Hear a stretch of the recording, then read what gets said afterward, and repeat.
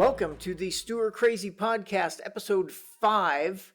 So today we're talking about banking. We're kind of working our way around Railroad Town. We've been to the doctor's office. We've been around town a little bit, and now we are landing at the bank, one of the bedrock buildings in our community. That's right. We have a bank in Railroad Town originally from the 1880s. It was first located in Kennesaw, Nebraska.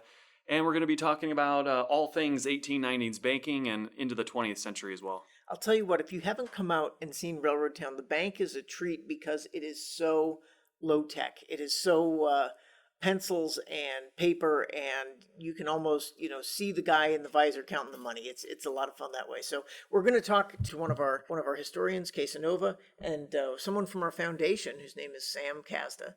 And then later on, we're going to talk to a banker from here in Grand Island. Yeah, that's right. It'll be a good show, and I'm really looking forward to where this leads us. All right, let's kick off our conversation on banking.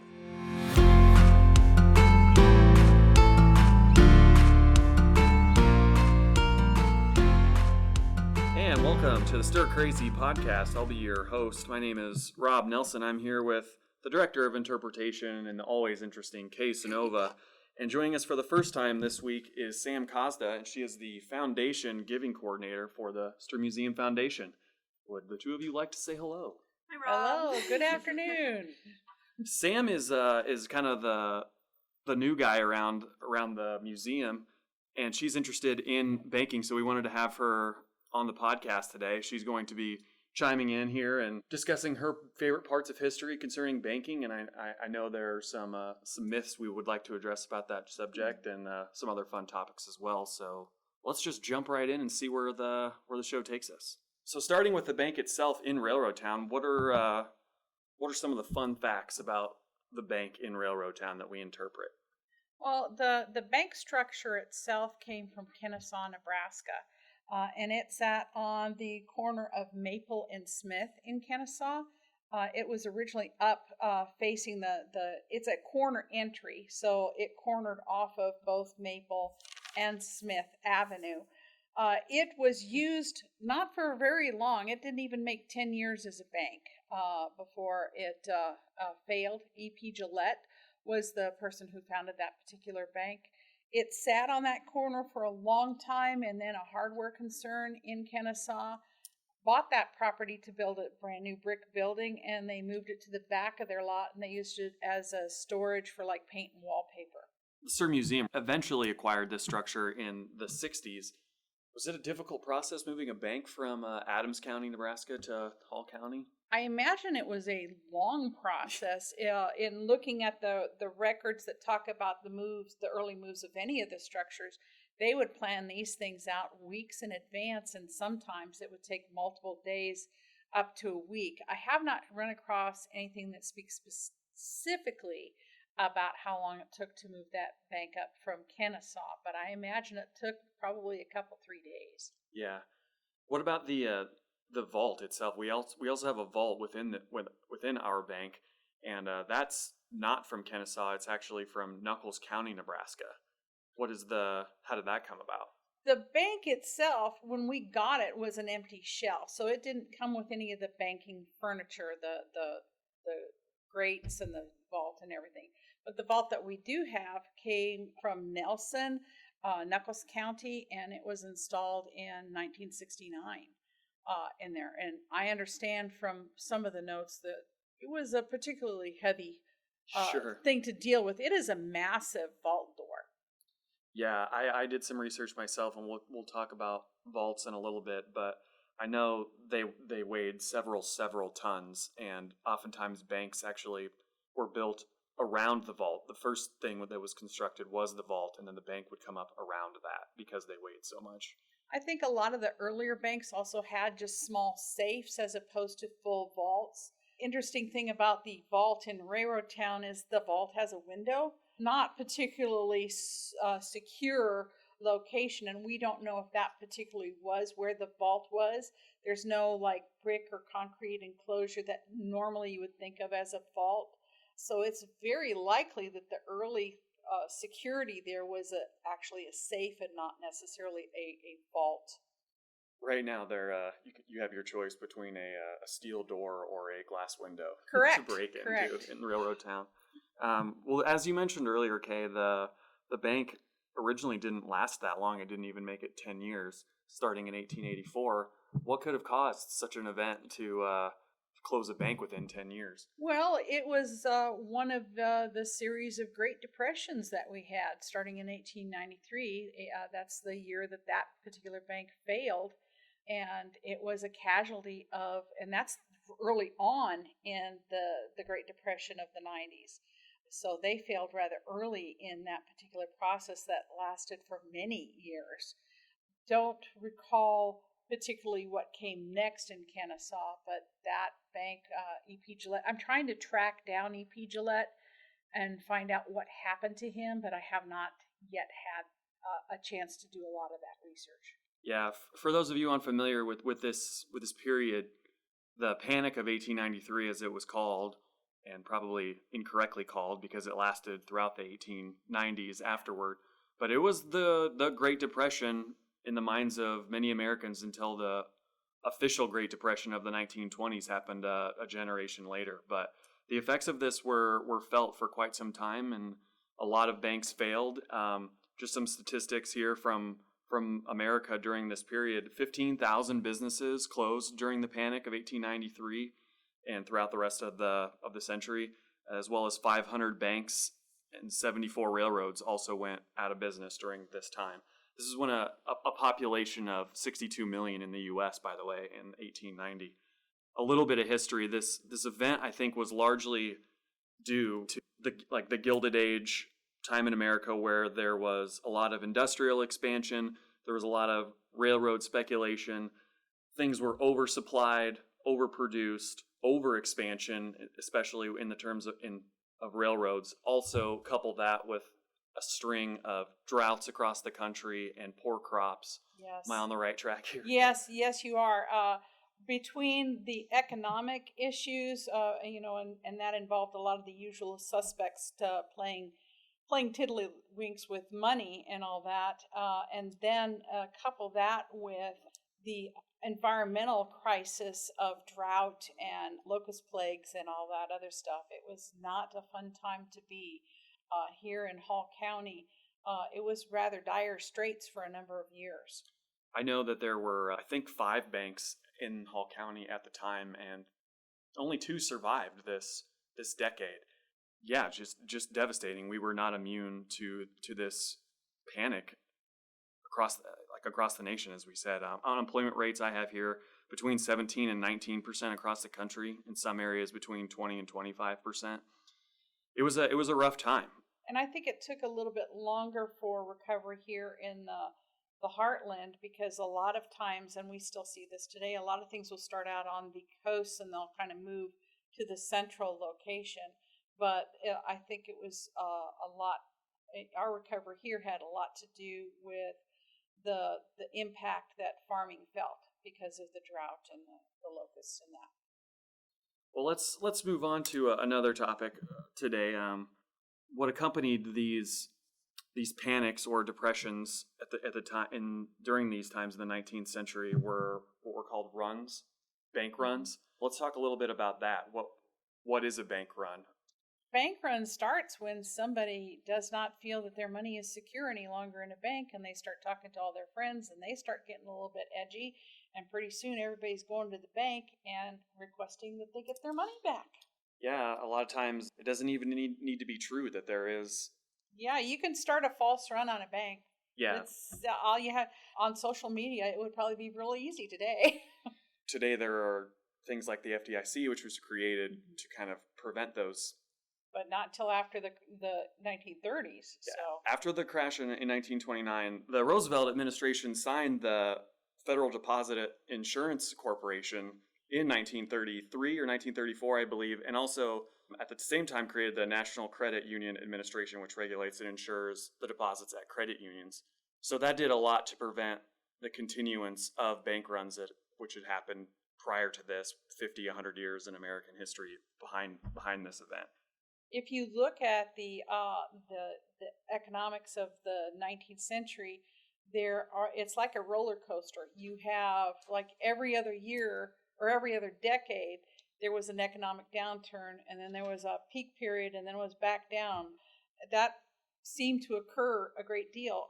The original settlers here in Hall County were impacted by the 1850s one, so it just kept happening. And until they got a handle on the regulations in the 1930s, that cycle was not broken.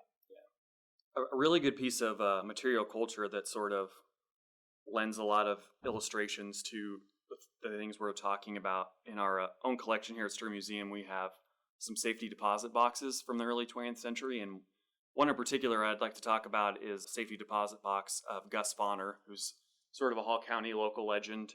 It was said in our files that we have that he did not trust banks, and the safety deposit box that we have here in our collection was actually buried under a barn for a time as his own form of safekeeping.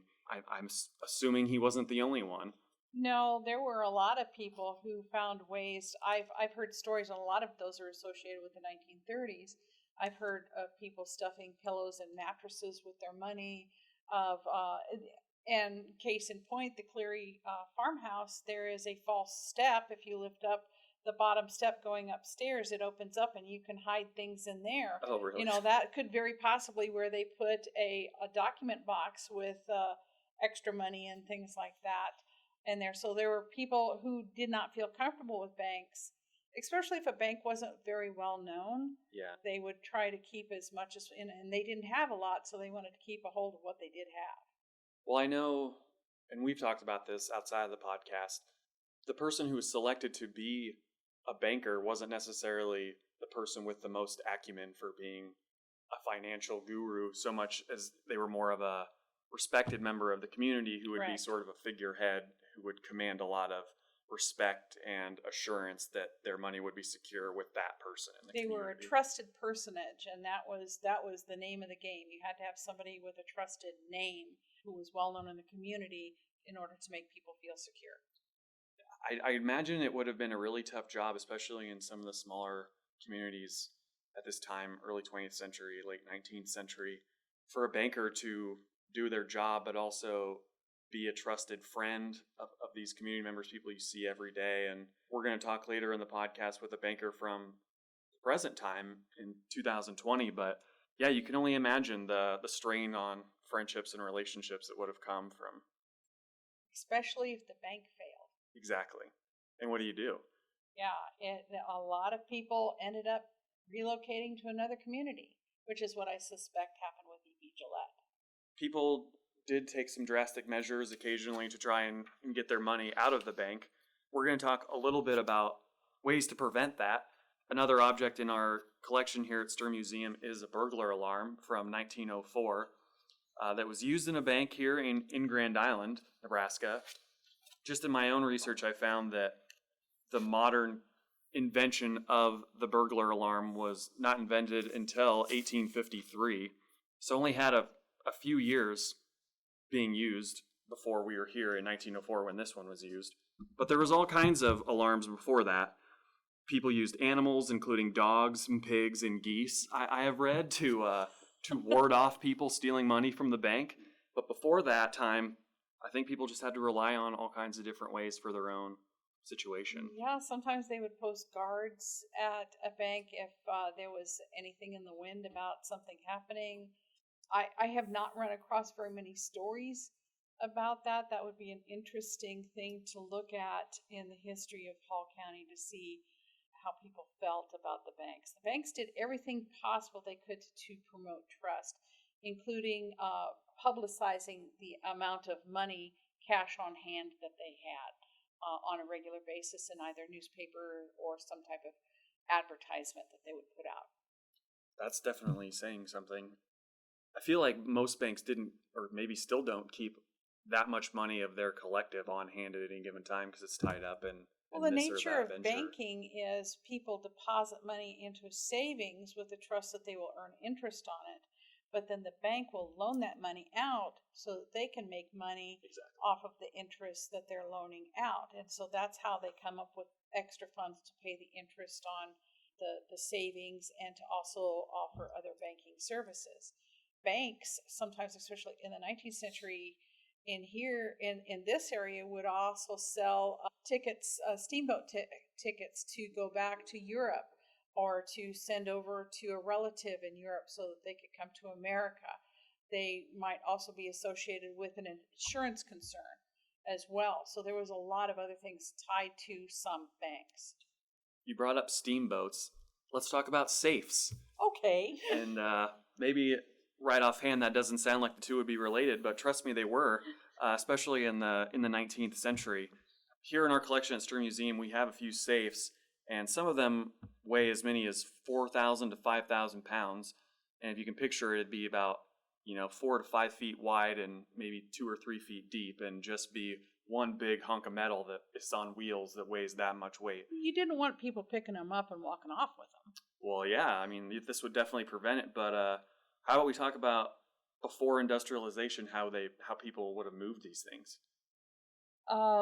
The dolly carts, there was this specific type of, they were really low to the ground and really heavy duty wheels, and they were made, and probably as some type of a combination of, it's always astonishing to watch how they moved anything in the earlier centuries. They had ways to block and tackle, different types of dollies or trolleys that they could use to move these things, but also it would involve a great deal of manpower.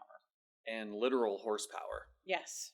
One safe in particular in our collection that I'm talking about, we kind of have the history of its travel from St. Louis up the Missouri River to Omaha via steamship. That's where the steamship part comes into play. I should probably mention that. But it traveled by way of mule team from there.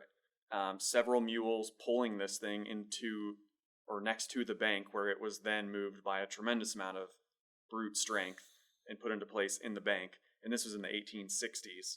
And that particular safe stayed in the Omaha Bank until 1910, is what my notes tell me right here. But yeah, luckily we've advanced a bit since then technologically, and it's made things there's easier a lot more technology, security, and things like that. But if you look at any bank that's being constructed, you can always tell. They always start with the vault, and you can always tell that it's going to be an impressive edifice because it's pretty thick walls and lots of built-in security that goes into them. I'm glad you mentioned that, because I kind of went down the rabbit hole investigating vaults and how they're made, and it's some pretty interesting stuff. One vault was so strong that it survived the nuclear blast in Japan, in Hiroshima.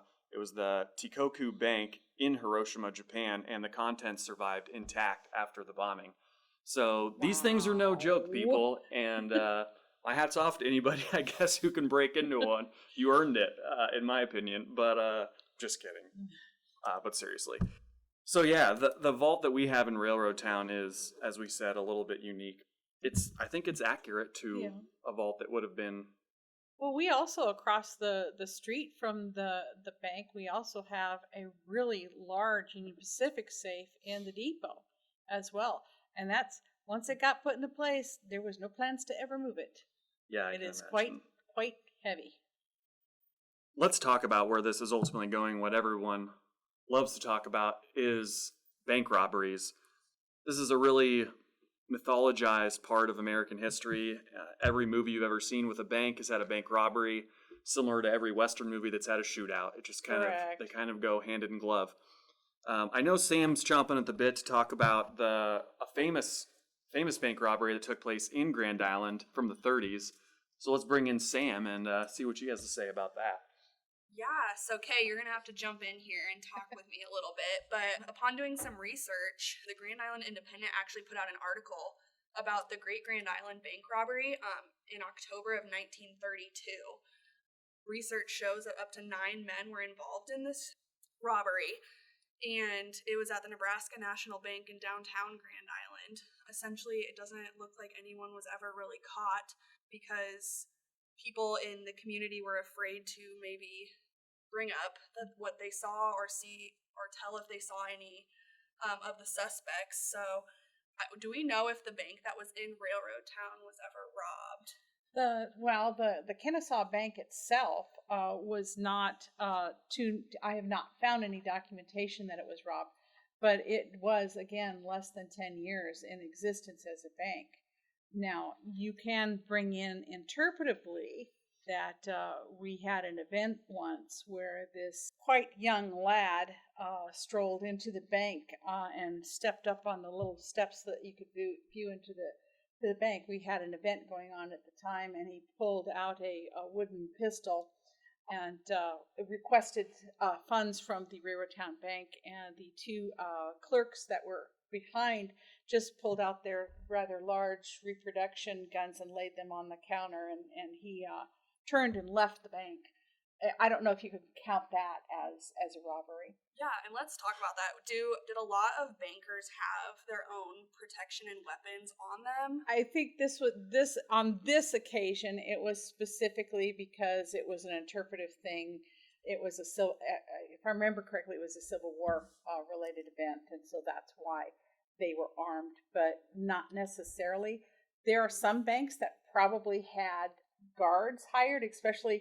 A lot of times they would get a little more nervous when they had a payroll coming in. When there was a payroll that was coming in to pay like the railroaders, or there was a large sum coming in, they would possibly hire extra guards to help with that. But I don't think that they would publicize that things were coming in, because you wouldn't want people to know that extra money was coming into the bank.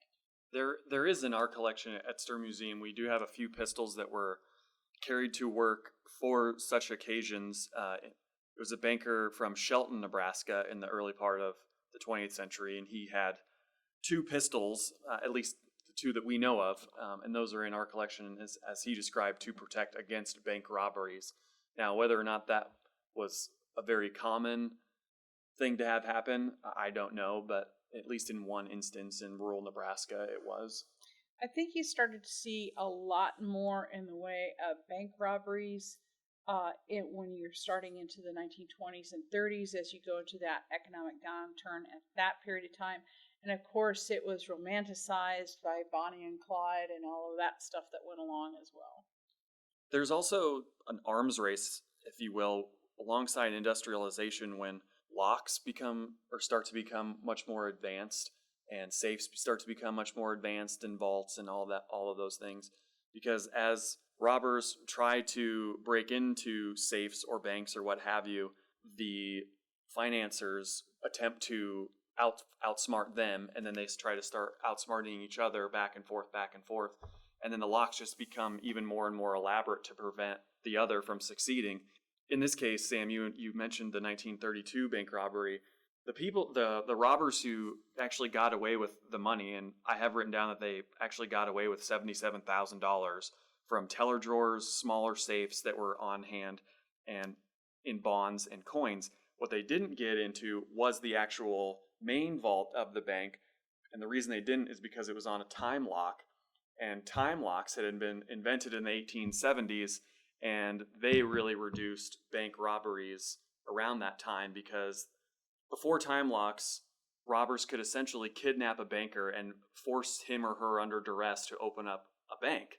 So it didn't really matter how strong the vault was if it's only as strong as the person with the key, But on a time lock, they wouldn't be able to open the vault because it would only be available at certain times. So here you see that outfoxing in technology being used in the real world. Yeah, I think as each stride is made in technology, there's always somebody coming along to try to beat it. Exactly. Okay, that's going to do it today for the banking episode of the Stir Crazy podcast. Stay with us for 1 minute and we'll be back with Dave Richardson, who is a local banker from the Hall County area. Today's podcast is brought to you by General Mercantile Emporium, offering general lines of parasols, pickles, gloves, books, and candy. The finest goods are always available at the General Mercantile Emporium, Front Street, Railroad Town, Nebraska. Mrs. L. Condon, proprietor. All right, and we're back. We are here with Dave Richardson from Equitable Bank here in Grand Island. Dave, thanks for being on the podcast. Thanks for having me. I appreciate it. So we're just going to go ahead and dive right in, speaking with a banker from the modern period. We spoke about 19th century banking long enough. Also here with Mike Bakoven to help me with this part of the interview. So I'll just kick it over to Dave to start off. Maybe you can introduce yourself and tell us a little bit about what drew you to banking in the first place and maybe how long you've been in the business, etc. All right. Well, thanks for having me today. I'm Dave Richardson, Community Bank President and Chief Lending Officer of Equitable Bank. I've been at Equitable for 15 years next month here in June. So I wish I had a story that was really exciting or, some sort of lifelong childhood dream to be in banking, but it really didn't happen that way. I grew up on a farm in southeast Nebraska, and I attended the University of Nebraska in Lincoln, majored in agronomy, and focused on the business option, minored in ag economics and diversified ag studies, and really kind of got drawn to banking because I needed a job at the end of my college career. And there was a really good bank from central Nebraska, headquartered here in Grand Island, that was hiring management trainees. And so I got hired into that training program, and that's when I really fell in love with banking, was through that program. I rotated through every single area of the bank at that time. That was about 18 years ago, and just learned every single area of banking, and then have kind of just progressed and grown since then. So doing it that long, I imagine you've been in it long enough to kind of see things shift a little bit, right? Things change. Are there similarities or differences between when you started or maybe some of the stuff the old timers talk about and what's happening now? Yeah, I mean, I think differences between the old time banking system of 1890 or versus today. I'll start with the similarities. I think first and foremost, people look at a bank for security, a safe place to put their money and store their money.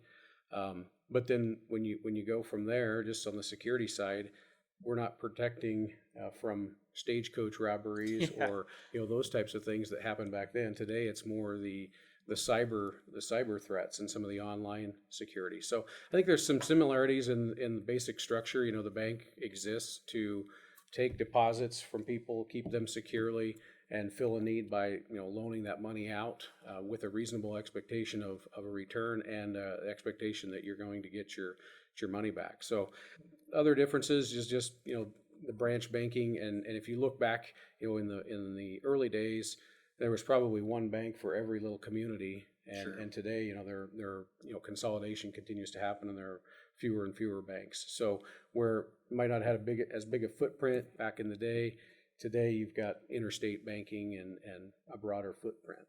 What is the difference between a bank like yours at Equitable Bank in Grand Island and other institutions, something larger like a Pinnacle Bank or a Wells Fargo? Well, I think obviously when you think about a larger bank, you sometimes you immediately think that's better because they've got more money for technology, they've got more money for marketing. Maybe you see them, you think about people who travel, and the availability of branches and ATMs and different networks. I think there's those types of differences. But a big difference between a Wells Fargo and even Pinnacle is quite a bit bigger than Equitable. But we're in the top 30, 35 of the banks that are headquartered in Nebraska as far as size. So we're still a pretty good sized bank, but relatively small. But I think the difference between even like a Pinnacle and an Equitable versus a Wells Fargo is just the ability to know your customer and not just be a number. There's also some advantages with having a relationship with somebody who really understands your business. Another example here recently, with the coronavirus and everything that we're going through with this recent pandemic. You look at a program like that the government just kicked off, the Paycheck Protection Program. Sure. So it's very much needed for small businesses and self-employed individuals to get money into their hands to keep businesses going, keep their payroll paid. And I'll pick on Wells Fargo since you mentioned them by name, but we had several customers come to us because they applied for a loan at a larger bank and they weren't able to get a response. They were in the queue. They did it online somewhere, and one of the things, it's a little bit like that bigger organization has some advantages, yes, But when you have to turn and react to something like a brand new program that was pushed out very, very fast, sometimes that's like trying to turn an ocean liner versus trying to turn, your 16-foot fishing boat. And we were able to react very quickly and help take care of our customers. So I think that's some of the advantages and the pluses and minuses of being with a smaller bank. Is that very common? I guess I would say, are there things that change given a financial calamity, an election, or things like that come up fairly routinely that make it so that a bank has to kind of adapt or land on its feet in a different way? Yeah, I think it'll be interesting to see what happens with this. We're just really starting to get into it. This wasn't, the last recession that we had was very much an economic and a financial crisis, and so this isn't. This was a health crisis that's turned into an economic crisis to some degree. So it'll be interesting to see. There's a lot of things. Banks are required to plan for pandemics and different things like this, but a lot of times it's just this far off thought that oh, that could never happen, and here we are with this happening. So the way that we really don't know what the fallout from some of this is going to be. Hopefully there's not a lot, and hopefully we get people back to work. We have that rebound that some are predicting. But in the event that we're in it for a longer haul and there are some fallout from that, there undoubtedly will be some changes in regulation, just the way that banks plan for pandemics, stress test themselves, things like that are already being talked about. So this is something that you can try to plan for, but you just really can't predict. I imagine that's where being light on your feet is going to be even better for things that you don't plan for, or unforeseen circumstances of something like what we're going through right now. Yeah, it's good and bad. The good part is, you're light on your feet. You can react quickly. You've got a smaller organization to funnel that through. But the disadvantage is you don't have some of the resources to navigate that, and that's often what the smaller community banks are faced with. Is a lot of the rules are the same, whether you're Wells Fargo, that's a multi-billion-dollar bank, or you're a little $300 million bank in central Nebraska like Equitable. There's the same rules, and so you get into an issue of resources to make sure that you can follow those rules and adequately comply, and the availability of those. Yeah. Well, that gets us into the next question. I imagine you've seen things in 15 years move pretty fast. You always hear those old adages that human knowledge is jumping, faster than ever before, and what was current 10 years ago is not even close to current right now. So you've been in the game for a while. How have you seen it change just from when you started to where you are now? Well, I'll give you an example. People like to pick on bankers and say bankers hours, and 9 to 3 or whatever it was. But really the reason that was set, in the old days, and not even in the old days, even if you just go back to 15 years, from today, things were a lot different. The way that checks cleared, checks are slowly dying off, but they're still a really important part of the transaction volume at banks, because a lot of businesses still do that. They still write checks back and forth. So checks are and mobile and debit cards and those types of things are becoming more popular, but checks are still very much a part of what we do. But the main reason that banks had to close early was because they had to pick a time to cut off business for the day so that they could still work and get everything done that needed to happen. And when I started 15 years ago, we still had a proof operator, someone who had to actually go through and micker each item, run it through a machine. And the bank that I was at in my training program, they actually had 3 shifts. They processed everything themselves. Once they had a cutoff time, or they closed the bank at 3:00 in the afternoon, there was still stuff to be done around the clock to make sure that everything made it through the system by the next morning. And so checks were sorted, and if checks were drawn on a local bank, another bank here in Grand Island, they would be actually physically delivered to that bank, and that's how things cleared. Today, it's all almost immediate, and it's done through scanned images, and that process has changed immensely. So just things like that, and online banking was not even was just being floated around when I started in this business. And I say not that long ago, because it really isn't. I'm still relatively young in this, and I keep, the older that I get, the more I keep saying that it isn't that long. But But online banking is now just an expectation. People want it on their phone and want to have it immediate. So Yeah, that kind of gets us into the next question. I am a historian just by training, and 20 years, 25 years, that's how long we've had the internet. That is nothing Yeah. in the grand scheme of things. This is a history podcast, so I would kind of like to get your take on a favorite part of your industry, the history of it, or just a favorite aspect that you'd like to share with us. Well, I think from my standpoint, my favorite aspect of the banking industry is still what we were designed to do, to match up that person who maybe, has the dream of starting a small business or buying a home with someone who has extra money that they don't want to loan it directly. We make that match, and we still fill that need in our communities to help them grow and continue to develop. And then the relationship piece of it, as I mentioned before, it's very much about knowing your customer, knowing your banker, having that relationship where you're working hand in hand with those businesses. So that's really what I enjoy in the banking business. One of the things we touched on when we were talking about the history part was bank runs. And you mentioned, that's one of the things banks do. They try to make people feel secure. That's something we haven't seen in a good long time, even though we've had these, giant economic dips and valleys and peaks. Why are people's deposits and why is their money better now than it was maybe in the 90s, 1910s, 1920s, that sort of thing? Sure. First off, going into this pandemic, that was a concern was, what is that going to look like? Are people going to, come in and take more cash out of the bank? And it happened a little bit, but it really didn't happen a lot. And I think there's a couple things, we've been through some cycles. We've had some bank failures, unfortunately.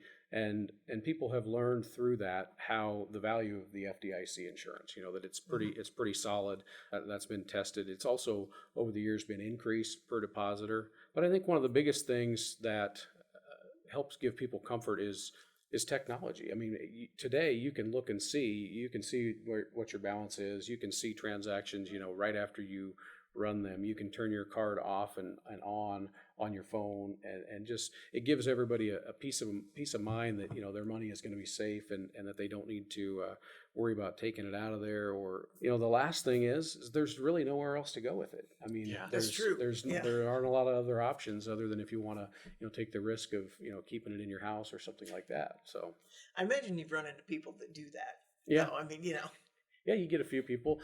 We've actually had some people been bringing more money back in lately to put it in just to be safe. That they kind of had it just going in, not knowing what was going to happen. And there was some fear. Banks are considered essential, and there's actually a state law that says that we can't be closed for more than 48 hours on an emergency basis. So, not a lot of people knew that. People were worried, okay, is everything going to shut down? Our bank's going to shut down? Am I going to be able to get to the bank or get money out? And so there's a law, and that it's really to protect the financial system and to keep that open, but not a lot of people knew that.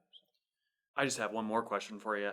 I know we talked about, misconceptions like bankers' time, and earlier on the podcast, we talked about a few other things that, that might have shed bankers in a negative light at times, especially in situations of dire economic turmoil. Just wanted to ask if there were any misconceptions in your industry that you'd like to address.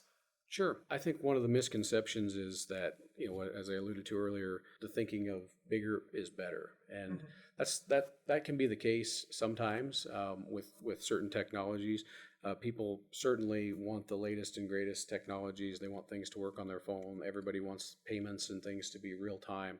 But the value of a community bank, a smaller bank in your community, is that they understand what's going on. Give you a couple examples. We've had customers recently who hear Quicken Loans and Rocket Mortgage and push button and get a mortgage. It's that easy. That always struck me as weird.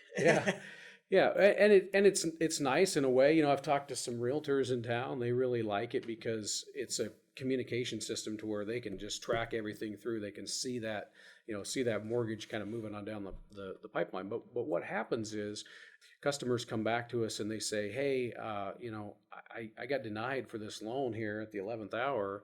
A lot of times it comes down to we could kind of predict that was going to happen because Quicken Loans in Atlanta, Georgia doesn't understand that Ravenna, Nebraska or St. Paul, Nebraska is not a suburb of Omaha, and they don't they don't understand that market. Price is what you're looking for. You can always find, the cheapest price, somewhere else, but if you're looking for a little bit of value that's reasonably priced, I think that's where community banks come in, because plus the other thing that you have is they don't work with local appraisers who also understand the market, who are going to do the job that we need to make sure that passes the test on up the line. So I would say it's that conception that bigger is better, and maybe I'm giving up something by not being at a bigger institution like that. I think if you have a relationship with a banker that understands your business or understands your personal finances, I think that can be very, very valuable.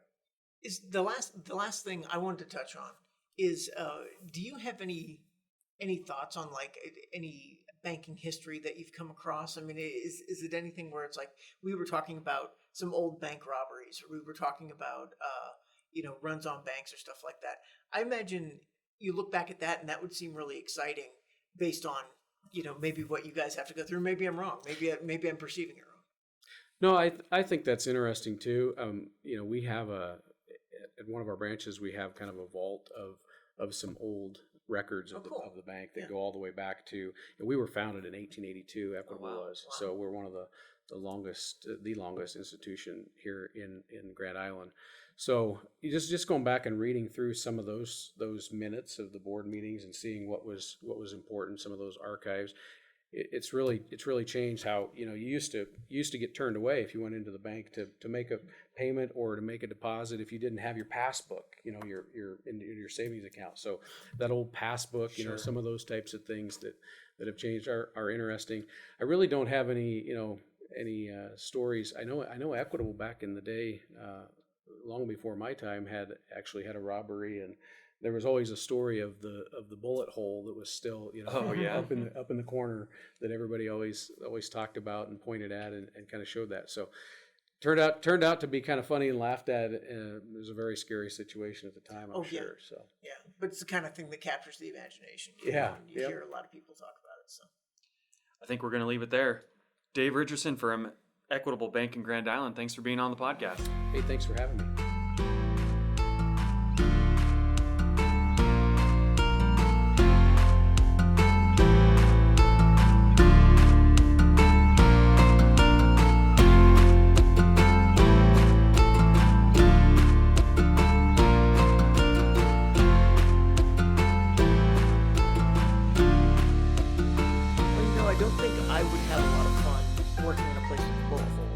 Even if it was a fun story.